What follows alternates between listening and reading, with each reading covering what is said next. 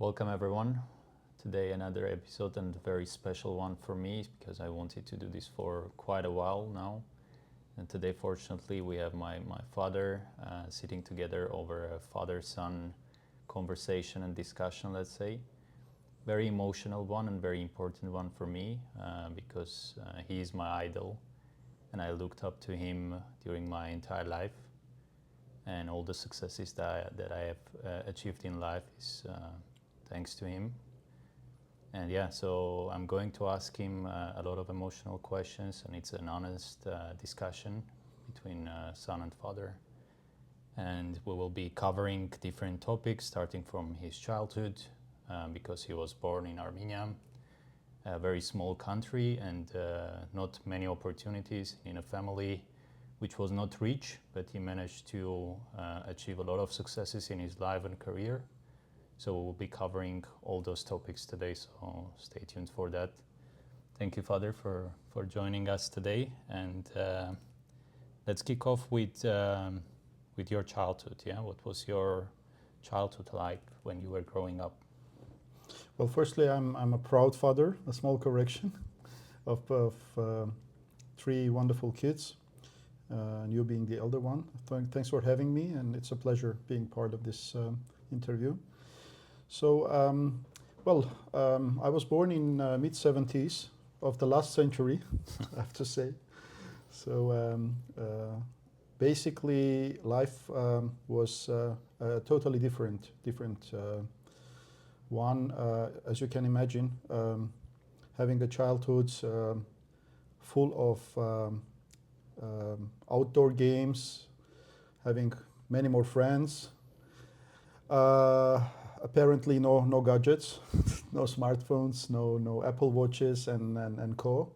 So basically, I would say, if I look at the childhood of my grandkids now and of my own childhood, if I compare, I mean, there are, of course, up and downsides on both, but I mean, I would say our childhood was much richer and much more interesting, much more intense in terms of also real connections, interpersonal connections, social connections, and less of screen time. Yeah. So I would say, all in all, I enjoyed my childhood a lot.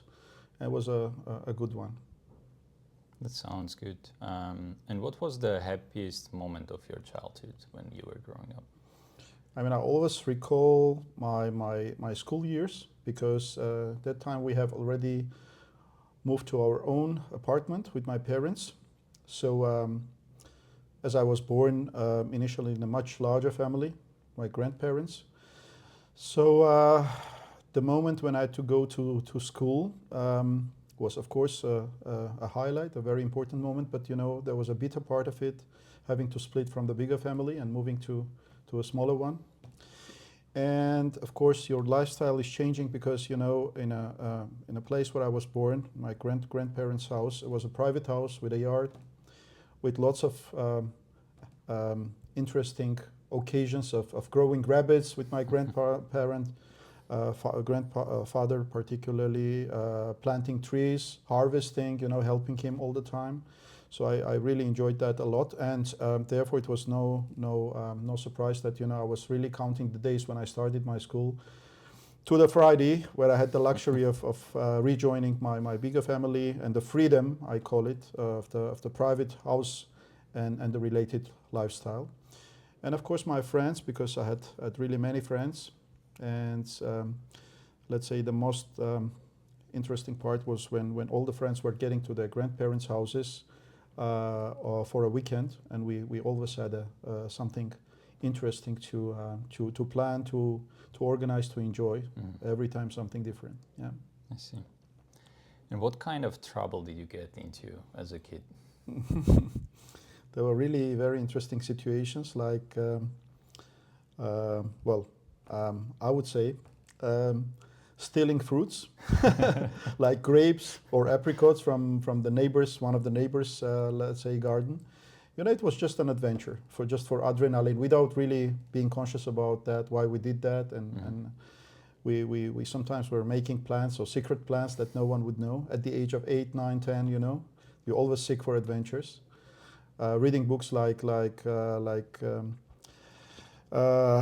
Adventures of Tom Sawyer and stuff like that. So you're always trying to kind of have your own experience of this adventurous life of let's say sometimes not so good kids. Yeah, Yeah. I have to call so. Yeah, there are many memories related to that. That was just one example of it. And it was really a different time, right? Especially in Armenia. It was not a good time, let's say, right? With the country being in troubles, and when you were growing up, not having like even insufficient food and electricity and all those things, right? So how did that situation overall affected you as a person? Like helping your family, your parents from a very young age, trying to bring food to home, etc., and all those situations. Can you tell us a bit more about that? Yeah, it was. I was born in the Soviet times. Let's say this the time of the Soviets, obviously, and it was just that moment of the collapse of a huge empire into smaller countries, smaller republics. At the beginning of the 90s, and all the implications it had in terms of the energy crisis, in terms of the war, in terms of the, let's say, lack of food, lack of basics. So it was just a battle of survival every day on a daily basis. And you just become more resilient. In one word, you would say you become more resilient because you don't have a choice. You have to fight for life. You have to fight for the life of your dearest ones. And especially when you have your own family, at a young age, and you have your own kids growing without the basics, let's say, carrying buckets of water like 9 floors or wood to heat your house to keep your kids and your parents warm. It was not an easy time really, but it just made us stronger. It's a battle for life or death, or between life or death. And I mean, there is no much choice. You have to survive and grow stronger. Yeah. And when I was born, it was actually that transition period, right? So Right. it was still those difficult times, but and I remember like some aspects of my childhood as well, being in a smaller apartment with entire family and all those things, and you working hard. It was not 9 to 5, but it was probably 24/7 kind of work ethic that you had.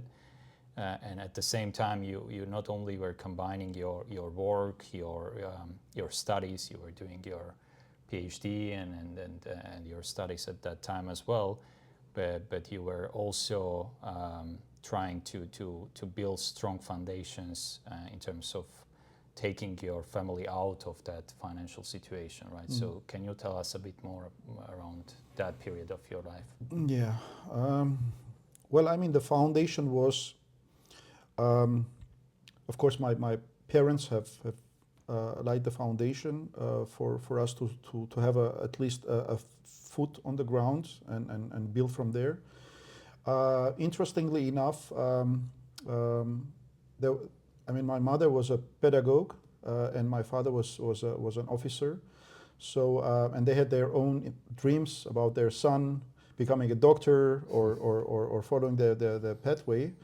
But I had to make my own choice at the age of 16 when I graduated from the school with honors. I had to choose my own profession. And when I was a bit younger, I dreamt of becoming a pilot. And then where you face the reality, you understand you have to really make a more pragmatic choice. And being the only son of a family, you have to take care of your parents. So cannot really be on your own and decide for your own. So you have to find an interesting compromise, and that coincided with the beginning of the 90s, where whole country collapsed, a huge country, and you had to choose a profession which would be a competitive one for the next 2-3 decades, basically. And that really made it a double challenging. Yeah, so it was not an easy solution. But then I heard about the new, let's say, and promising faculty, the University of the State University of Armenia, called International Economic Relations. And becoming an economist is one thing, but having that international layer or the perspective of growing out of your small country was really tempting. So I've made my choice, and the first building cornerstone was having chosen that specialization, a profession. You have to really work hard to really make the let's say that make out maximum the best out of your knowledge and skills through your university years. And this is what kept me up until 2-3 a.m. Studying and learning new disciplines, new subjects, new languages, and by the time of graduation, I was in a group of 116 people. I was always in top 5, especially in subjects like mathematics, programming and all these things, and also by the language skills, because at that time, it was really a scarce resource. It may sound absurd, but there were very few people speaking even English, not to say further languages like German and French. So you increase your competitiveness if you are one of the outliers or the best performers in your cluster. And this is what I had the idea, and I was chasing my goal. And that itself made me really competitive when it came to job search, post-graduation efforts. And I'm certain you would have questions about the career. But at that point, I was just it was about two things: choosing the right profession and making the max out of it. Becoming one of the best in your group. Yeah. But what was the real motivating factor for you? Because you had many peers and you were better than them.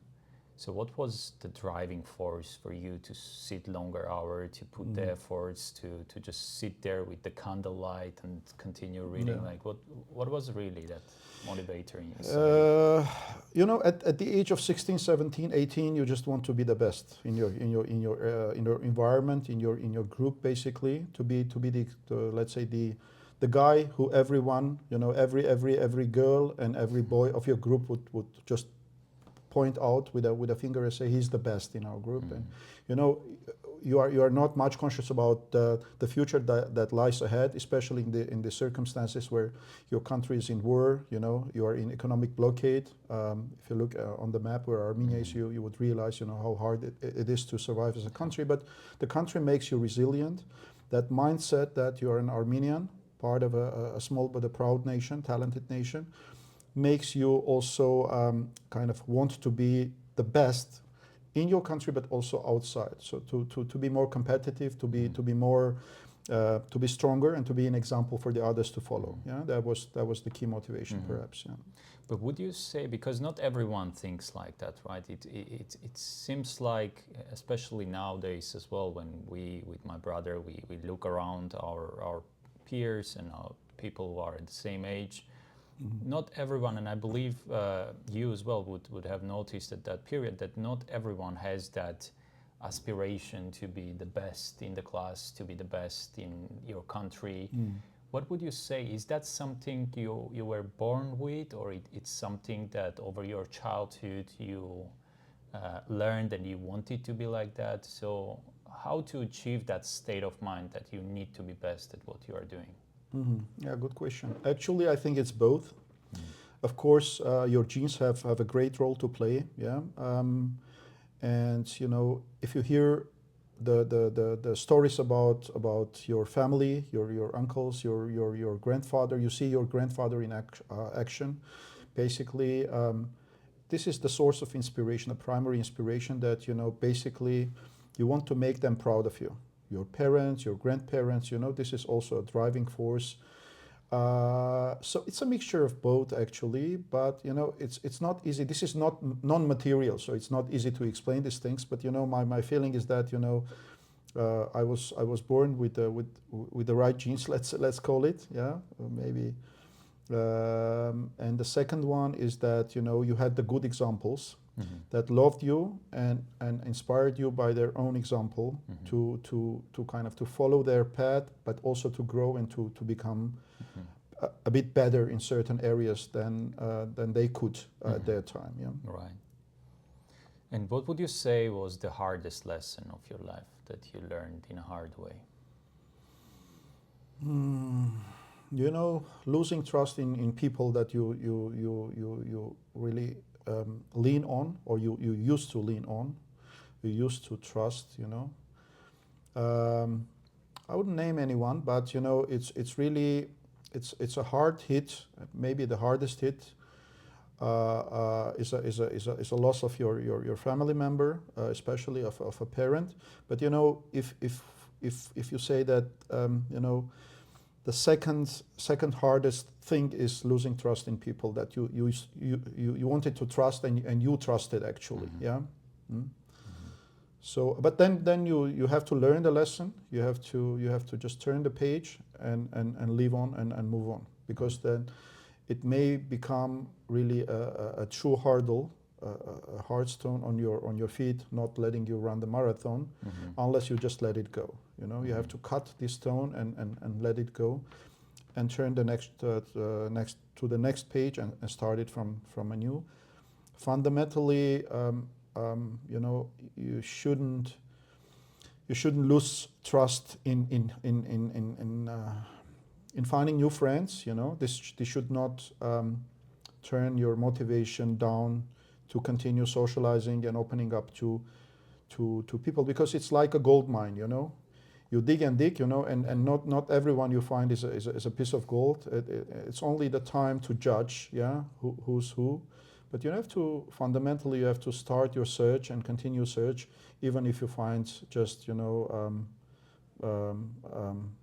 pieces of useless stone that you just throw away and move on and dig deeper and deeper to find the gold and the diamond ones. Yeah. Very well said.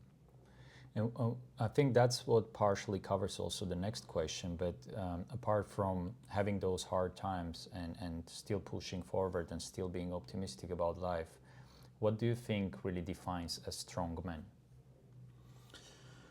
And I by think, strong, not only physically, but yeah, we mean yeah. mentally strong. I understand what you mean. I think being true to yourself is fundamental.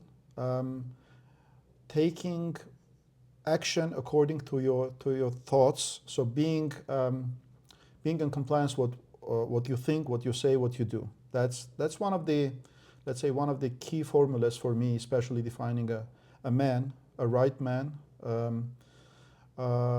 Basically, I have met so many who think something, who say something different, and who do something else. You know, and that is a reason for me. It's like a test for me to realize that you have to keep the distance from such people who say something that they don't really consistently do. So being consistent, being true to your own self, simply because you have to have self-respect first before you start respecting others. You have to have your self-respect, and that you can only have if you know you are really taking the right way by thinking, saying, and doing consistently the same thing. So I think that's one of the lessons that I learned throughout my life, that you know you have to be disciplined, and you have to be consistent in your line of action and life of thought. And you know, just love people, especially your family members, your dear ones, but also just anyone basically. Give them the chance to prove that they are the, let's say, the real human beings and the real people. With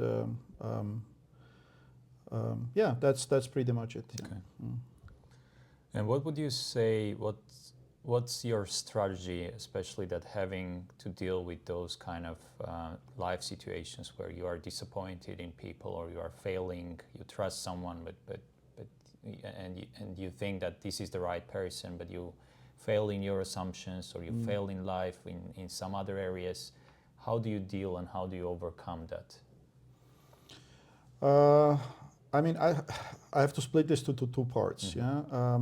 Firstly, as I was young and unexperienced, I didn't have my life wisdom, or I didn't have many enough lessons, so to say. I was really kind of questioning myself. I was really being, let's say, self-critical, thinking maybe I did something wrong, and all these things. And it was taking me a lot of time and effort and energy concentrating on that one case, because I was thinking this was a dear person, this shouldn't have happened, and why and all. But later on, as I grew, and my life experience got more mature, I understood that people have their own motives, sometimes not very open and not very obvious to you, and you cannot really dig deep enough to understand what they think and why they behave the way they behave. So I take things easier. I know that there are different types of people in the world, and I just let it to the God, or to the higher spirit, to decide and to punish if there should be any punishment for this kind of behavior. So I try to save my energy, my emotions, my feelings for more important people, and by doing so, I preserve my inner peace and my health, and I concentrate on more important things. Yeah, and for me, the most important would be, and it is, and would always be my family, my dear ones, because this is the foundation that you're really standing on firmly. Yeah. And you touched base very important part, and I think it very well resonates to the next question that I was about to ask is, what do you think people misunderstand about happiness in general, or like success in life? What is it for you? And I think we have these conversations quite often together as well. Me being young and me trying to push, having those ambitions, and then trying to achieve something in life, and you bringing me back to earth, saying what is really important in life. So maybe you could just tell a bit more about that. What do you think is the most important in life, and what's really the happiness? Right? Absolutely. And I think the goals are changing with our life cycle and with our life phases. I do understand that that in your 20s you have a different, let's say, goal set, or your purpose in life looks different. You have a different horizon. Let's say, as you grow bigger, you stand taller. You see a further horizon, a bigger one, basically, and your goals should, and that's a normal process, grow with you, parallel with you, and understand at the age of 20s that, as I described it, your primary goal was to be the best, to make most out of your education. With the 30s, it would be basically to have a good kickstart of your career. Again, trying to be one of the best performers, if not the best, in your area, in your environment, in your institution, let's call it. The 40s perhaps is the time when you just make a small break, and you understand that you have to turn your skill set into something more valuable in terms of monetizing, and in terms of accumulating certain capital base. And your 50s would be about investing your capital base to kind of make a good foundation for your kids and your grandkids, better future, or a stronger foundation for them to start a bit higher compared from where you started, and so on. So basically, at the age of 50s, I have reached a certain state of mind when I filtered many, let's say, secondary and or non-primary goals of purpose of life. So I think the first thing is that respect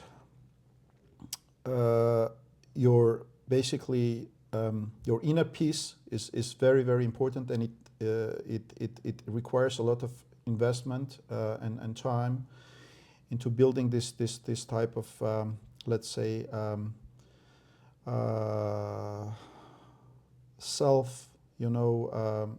self-sufficiency, or self-confidence, where you can say, I've reached a certain level, and my next thing should be to establish the foundations for my sons or for my daughter to have the same happiness that I've had in my and the key there is, of course, to have a good partner in life, to have a good wife, to have a smart woman next to you that makes your goals become true faster.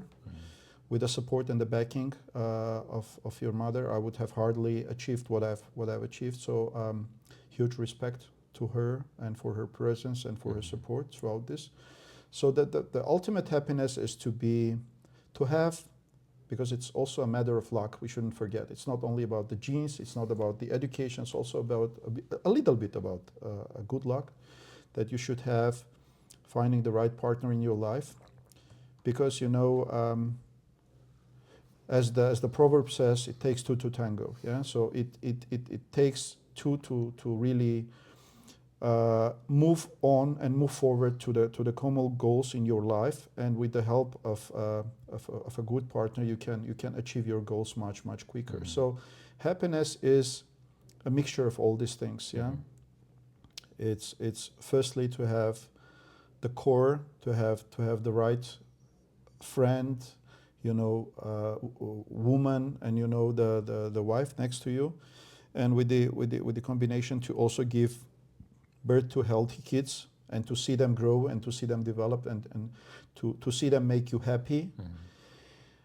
This is the ultimate happiness, where you really see that the most important project in your life has succeeded, and you think you're the richest and the happiest man of this world, because you have such a wonderful family, such really great, intelligent and smart kids, setting their own goals and reaching these goals step by step consistently. So I think if you ask a broader question, I think the formula of happiness is individual. So it's not a panacea, and it's not universal for everyone. It's hard to make any recommendations, but seek, let's say, the right partnerships in life within the family and outside of the family. It can be also extrapolated to the business conditions, so it can be also in corporate life, and you would definitely succeed. Yeah. Very good one.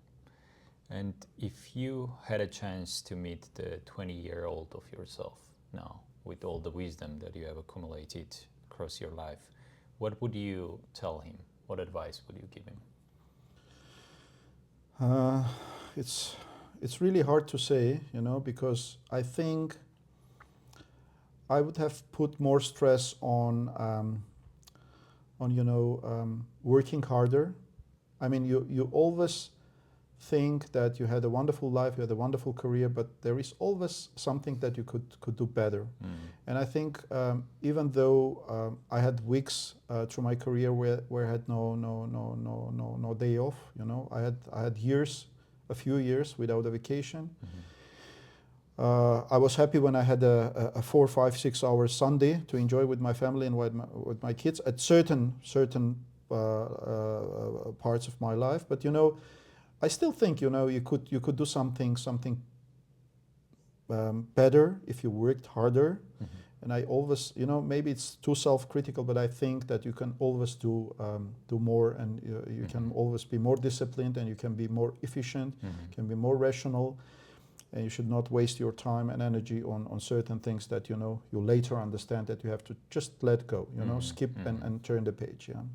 Awesome. This is maybe all I would have told my 20-year-old self. And what do you think I still need to learn in life? I think it would be maybe trying to be. It's maybe a paradox, but I would say be less demanding, self-demanding. Yeah, you should enjoy your life more, and you should maybe. I was just talking about myself, saying that I would have proposed to work harder, but seeing how hard you work and work out, I would say that you need to dedicate more time to your kids, to their future growth, just being present as a father, as a parent. You are a wonderful father. You're a great parent. You're really a good example for them. But I think there again, you can still do a little bit better and a little bit more if you're a little less self-demanding in all terms, in sports, but also in career, and you dedicate a little bit more time to your just playing with your kids, you know, going out with your family, going out with your wife. So, but again, you know, maybe everyone is more, you know, self-demanding to himself and wishing a little bit more peaceful and more beautiful life, more enjoyable life for his own kids. So maybe that's also natural that, you know. And I think it's a good transition to the next question as well. So what do you think is making the strong father-son relationship? Interesting. Staying a father, you know, you still should get out of your skin of a father, yet to be, you know, strict and demanding and requiring discipline, and just be playful, you know. Just take your kids as your own friends, and kind of not behave like a grown-up. Try to go back to your kids' years, being their age, you know, and really not just making yourself, but really truly being at that very moment their age and their friend, and, you know, behaving the way, even the crazy things they do you should replicate and just try and repeat. You know, this is the source of ultimate joy for the kids, because they understand, you know, it's their father, because they know it in their background, can turn at the moment, you know, angry, you know, disciplined, requiring, but, you know, at that very moment they appreciate, and this is a treasure for them, that it can also be a kid and play the silly games that they're playing. And I think the combination of these two roles makes really an ideal father. Something that I was liking in my childhood, I have to say openly. But, you know, this is the good thing. The implication was that, you know, I've learned out of that, and, you know, I was more playful, and I was more chilled, and I was more childish with you and your brother. As a result, you know, so I think this is an important essential thing. And, you know, at the end of the day, growing up really strong and smart kids is not only about being strict and being too demanding, you know, but it's also just, you know, letting them do the crazy things they want to do for a certain moment, and just loving them and being a good example for them, because the let's say one of the strongest features of the kids, and especially the boys, they're looking at their father as their idol, and they're just replicating and repeating things, certain things, even without understanding, they do repeat, and, you know, so you have to really be also very careful and cautious as being a good father. Not to do things that you would not want your kids to repeat and go in the wrong direction. I'm certain you don't do, but this is more a recommendation for the others, or for our audience people listening to us, that, you know, have to really be careful about things, and especially the things that you demand from your kids, you should not do yourselves. Just a simple example, you know, do not smoke. It's really bad. You know, if you start smoking, your kids watch you still keep saying something, but you do the opposite. This is back to the formula that I was saying, you know. A man should stay a man in his thoughts, in his language, in his words, and in his action. Staying consistent. This is one of the, let's say, ultimate educational, rules that you have to pursue and perceive. Yeah? And that's very well said, and I can resonate to that as well, because I have those childhood snapshots, let's say, of you doing certain things, and now it became just maybe even subconsciously somewhere sitting in my head, but it became like automatic things that I think, I don't even think, but I know this is the normal and I should do that. Even simple things like father's responsibility of closing the door. Me as 4 or 5 years old, I remember you every night checking the door, that the door is closed, and it's your responsibility as a father to make sure that overnight your family is safe, for example, right? Or seeing you laying down over weekend when you were at home, taking the time to take a book and read it, right? Even though you have already achieved something in your career, and maybe you didn't require that book to read to achieve your next step of your career, but seeing that it becomes a normal thing for you, and then subconsciously you start doing that as well when you grow up, right? So I can definitely resonate to that.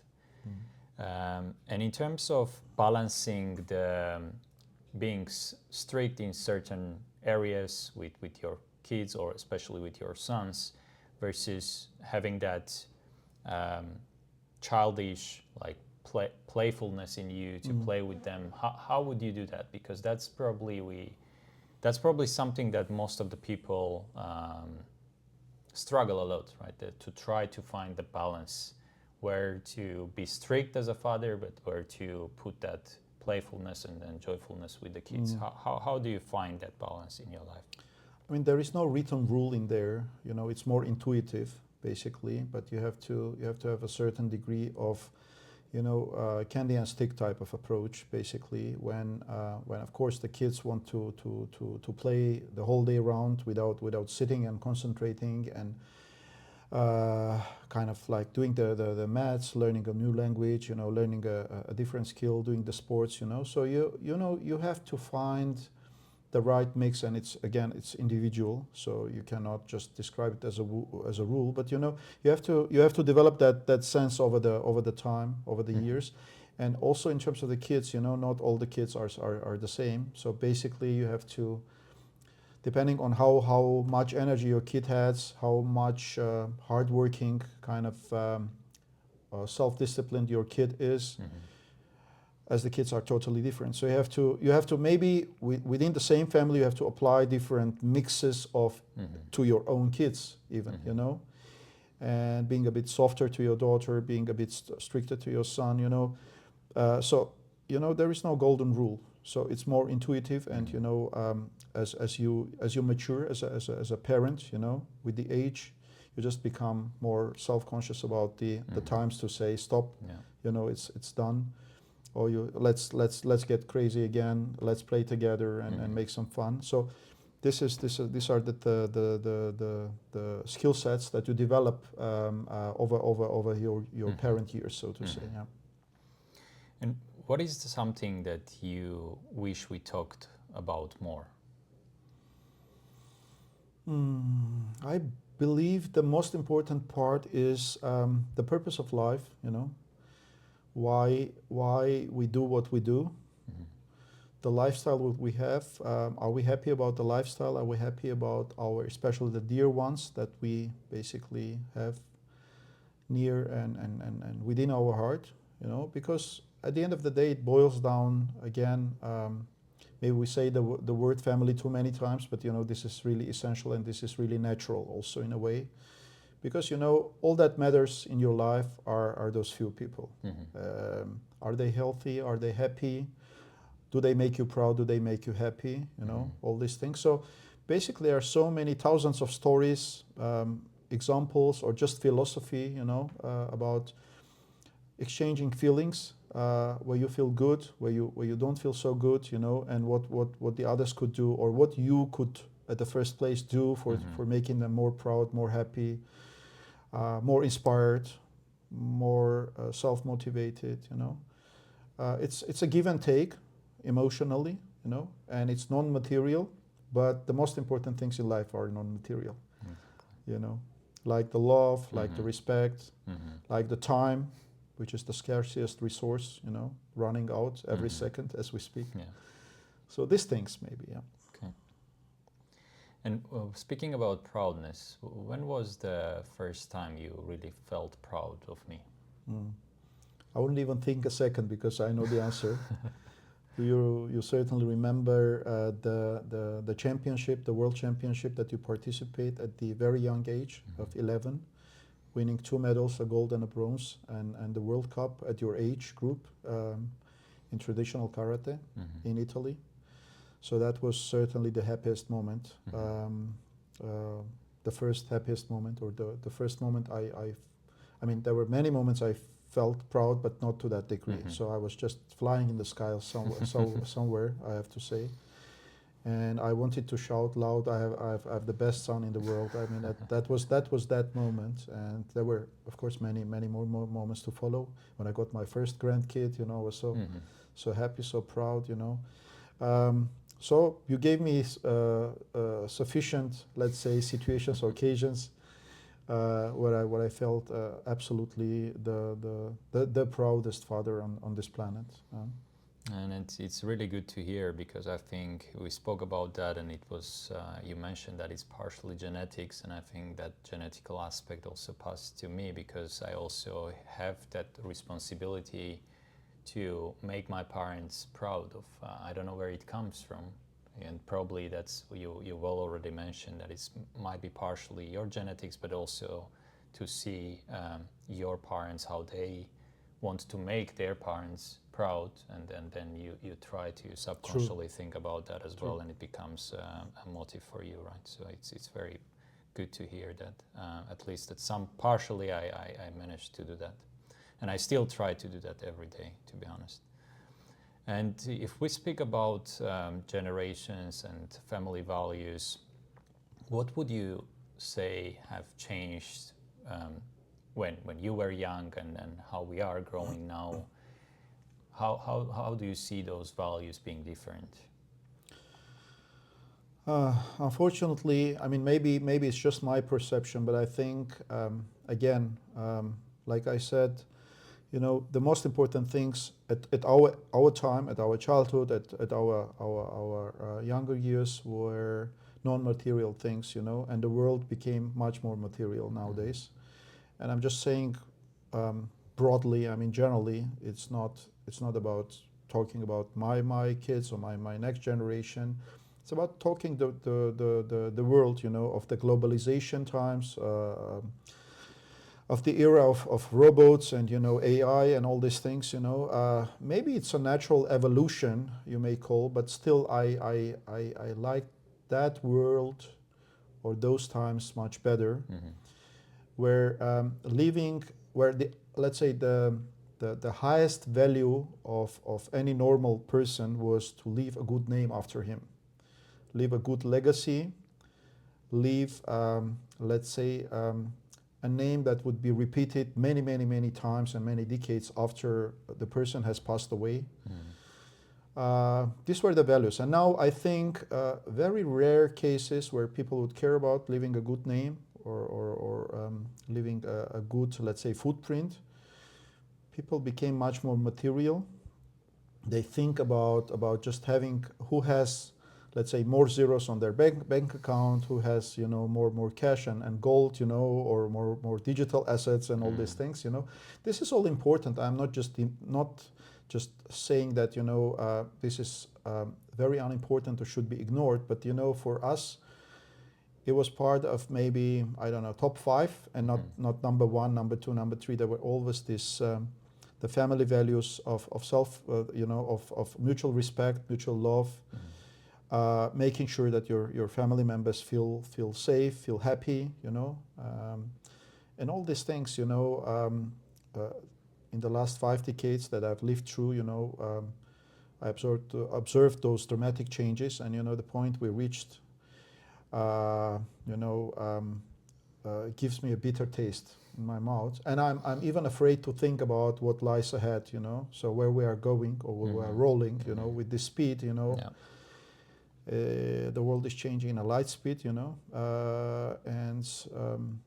I am afraid that the next 2-3 generations would have even, I mean, there would be no improvements, to put it softly, let's say, in this term. So we have to. This is really part of our mission, having seen that lifestyle and having seen this, to just transfer and communicate those values, a small fragment of those values, to be put into our kids and our grandkids and our next generation, to carry it on like the flame, through the next decades. So I think this is an important mission for me as a grandfather, for you as a father, to make sure that the flame of really the most important things, the salt, the grain of salt remains in our kids, or the next generations. They remember, even in that marathon of becoming the, let's say, wealthy, becoming, whatever, having many things, a fancy house, a fancy car, a yacht maybe, and a plane. This is all nice, this is all good, but this has a zero value if you don't really carry that spirit of leaving a good name and being a respectful person throughout your life and after you are away from this world. Yeah. So would you say that's the tradition and values you would like us to keep passing by to our kids and grandkids over, right? Is there anything else that you would love to see that it's still kept and the traditions are still there? Sure. I would wish that, would spend more time together, keeping that social layer, with the family. And we are, I think, thanks God, we are one of the families where we still keep this connection between the family members of different ages, even with the my grandkids keeping their connection with your grandfather or grandparents. So I think we're the lucky ones there. But this is again to make sure that they pass these traditions to the next generation. That talking to each other is important, getting together, having fun, playing games. Having weekends, spent together throughout the year, not only in summer weekends. Going out, grilling and stuff. So yeah, these are the, let's say, the important things that you have to. I see that you teach your kids, but you have to maybe spend more time and invest more energy in transferring these values to them for the future. Yeah. And I think we can transition now to your career and talk about that a bit more, because you achieved huge success in a country where I already mentioned is a very small and lacks many opportunities compared to some Western countries that are out there and are more developed. At some point of your career, you were CEO, CFO of one of the largest banks in Armenia. So can you tell us a bit more about your career journey and what shaped you to achieve those heights? Right? Well, basically, it was a long way, 3 decades of professional work. And I started as a student in the National Bank of Armenia, of our country, and I was just a simple specialist in bank supervision and internal audit later on. It was very interesting to choose one of the most challenging and competitive fields, like the financial industry, and I spent most of my career in that industry, being more or less in all dimensions of banking, starting from central banking, later on development banking, with many important, essential, I would say, investment projects for my country, contributing to its economic and infrastructure development, social development as well, and also in commercial banking. So I've seen it all, let's say, in the banking area. And again, it was really a very hard time, mid-90s, when I started my career, being a third year student, having just graduated my third year. Because I wanted to do more than just studying, and I heard about one of our professors talking about the competitive kind of selection interviews and stuff. So it was just out of interest. I tried to participate, and I was successful along with my 2 other classmates to be accepted as promising young students. So. And again, the driving force was basically that self-motivation of trying to be the best in your field, in your area, in your environment, basically. And the second layer was, of course, to learn from the best who are already established and who are driving that unit where you are, that department where you are, you always scan and recognize who are the, let's say, 2-3 leaders, the kind of the ones that you should stick to and watch, and try to learn as much of knowledge and skills as possible. And that paid off, and we say it was really hard times for the country. The country was economically underdeveloped, it was really there were scarce opportunities of landing on the right places, but at the same time, the flip side of that coin is that the hard situations give you the most opportunities, to jump higher and to move faster. Speaking about basic things, when I started my career, the National Bank of Armenia had less than 200 employees. Now there is close to 1,000, 1,000.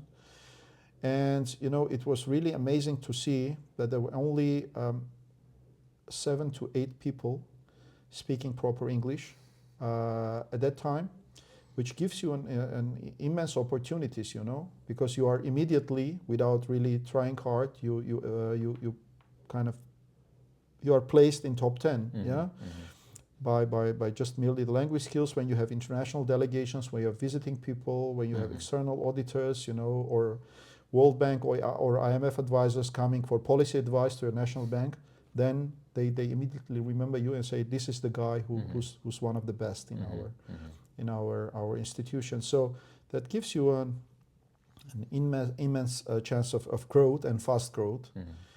And so combination of the skills, learning from the others, the well-established ones, possessing certain skills or knowledge that no one else or very few people have, make you a scarce resource or an asset for the institution. And the institution wants to invest in you, basically, sending you to international conferences, to international seminars, and enriching your knowledge and your exposure in other countries. I mean, I visited 3 countries, where many of my peers would have dreamed of being in an international conference for internal auditors organized by the Austrian Development Bank. Or being in Britain negotiations of the EBRD with one of the projects that they do in our institution, or to Netherlands, basically to another seminar to enhance your skills and give them the international touch, to learn about the best international practices in your field. These are all, let's say, true investments making you a good asset for the institution. You just need to be, to one of the, let's say, the best and one of the noticed ones, where the institution recognizes, accepts you, and wants to invest in you. And that you can do by only developing a unique skill set that make you, let's say, in financial terms, more liquid in terms of as an asset, a more liquid asset for your institution. And that would give you a boost. And you would be the forerunner among with a few others, and yeah, this is how it started. Well, there was a point where I reached a certain skill set that I wanted to apply for a higher goal, and that higher goal was to contribute to the development of my own country, which was one of the least developed countries in the region at that time. And having already participated in many international events, having worked with many international delegations, I have decided to do a career move, which was not easily accepted by my management at that time, because they didn't want to let me go. I have joined the German Development Bank, KfW, as their representative in Armenia. And I was trying hard to kind of develop the knowledge, develop the conceptualized projects with our team. Of course, it was a big teamwork with my German colleagues. in areas of energy and infrastructure, in general, water supply systems, environment, education. So in different sectors we had major projects where we wanted to establish a new culture and especially know-how transfer, and the same applies to the financial and banking sector.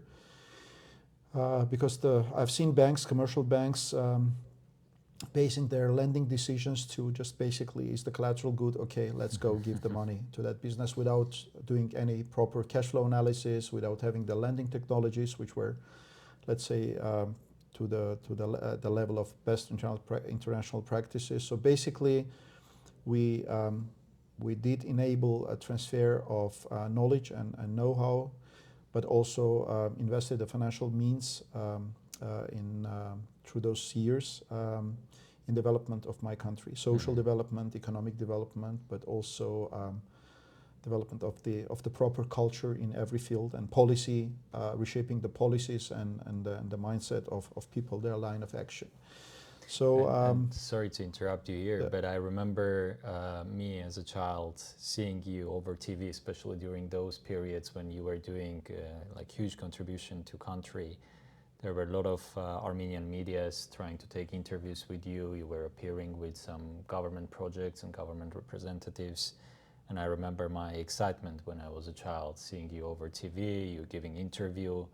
And your interviews, they were so smooth that I was always wondering, how is he even doing this, like without any preparation or something? People like the social media or media, Armenian media, approaching you and trying to ask questions, and you just smoothly answer any questions that they are making. It was just another moment that came to my mind, and I was really proud seeing you there. Just a note there. But yeah, please do continue. No, that's a pleasure to hear, and I have to say on a funny note that I got used to the interviews those time, because there were interviews almost weekly, and now there was a break of over let's say 7-8 years that I had no interviews, and that's I forgot some of the key features. But basically. I can see you're still doing very good. We don't have any edits, guys. This is all like without any editing. I believe we'll go to live. Yeah. Cool. So moving forward in terms of the let's say career, after 12 years you realize that you start stagnating professionally, so you have to make the next move, and the next move was in commercial banking, as you said. The first year was being an acting CEO of one of the largest banks, top 5 banks, and later on the deputy CEO and the CEO of the bank, contributing to the development of the bank from the 5th, 6th position to the first, 2nd position, by its key kind of financial indicators, like the total assets and the loan portfolio and the capital or the equity. So basically, that was the let's say the 3rd and then the last year of commercial banking. And then it was followed by a move of returning to where I started, to the National Bank of Armenia, or Central Bank of Armenia, a great institution, standing behind let's say the strong, resilient financial system nowadays of my country, which makes me proud that I had my small contribution to making that happen. But when I remember, where we started 30 years back and where we start now, makes me feel professionally proud about the achievements we had on the way and where we stand now. Many countries of the region, like the Central Asian countries or the Balkan countries, are learning from our experience, calling it the best practice, in the same areas of bank supervision or regulation or financial stability, internal audit. So this is a success story of a country, especially if we speak about the financial industry of a small country, which is still struggling to achieve, let's say, higher resilience and higher development status in other areas of economic life. So I cannot say the same about the other areas or all areas of economic life, but at least the sector where I was lucky enough to land or to work or to make my career, is one of the leading sectors in the country.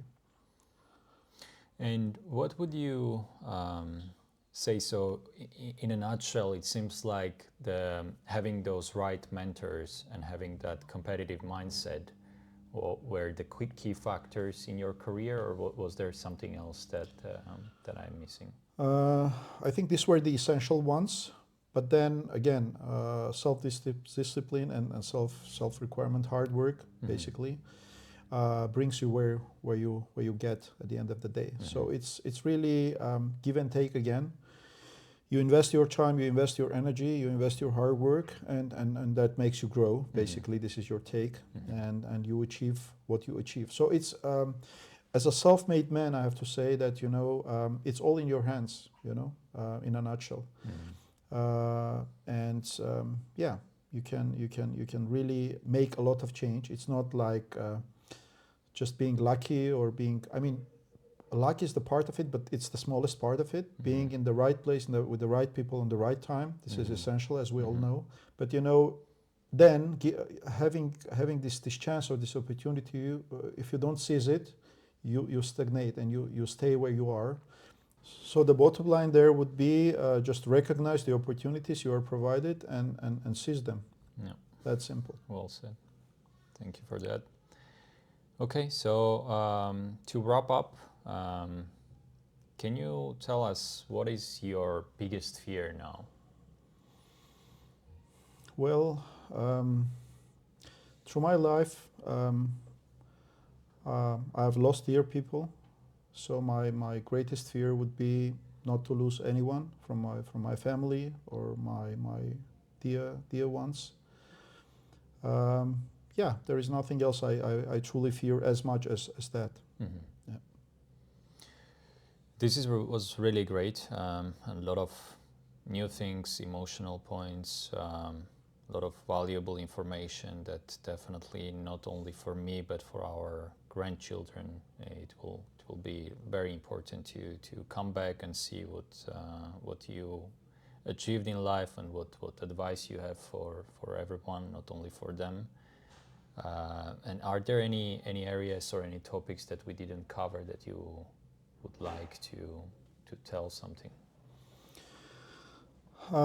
It would rather be, let's say, the conclusion of what we discussed, and we discussed so many topics, a lot of ground covered, personal, professional, philosophical, So the bottom line would be, believe in yourself, work hard, and you would get where you want to get. I mean, there is nothing unachievable in life if you really want it and want it badly. Yeah. So if you really want something, you can achieve it, and that's my own course. I could have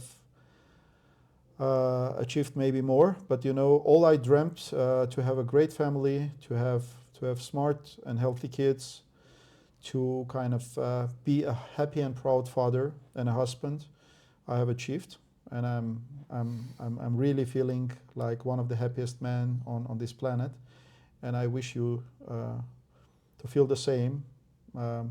Down road on throughout your life. And yeah, I mean, never lose faith in your power, because you are really very powerful intellectually but also physically.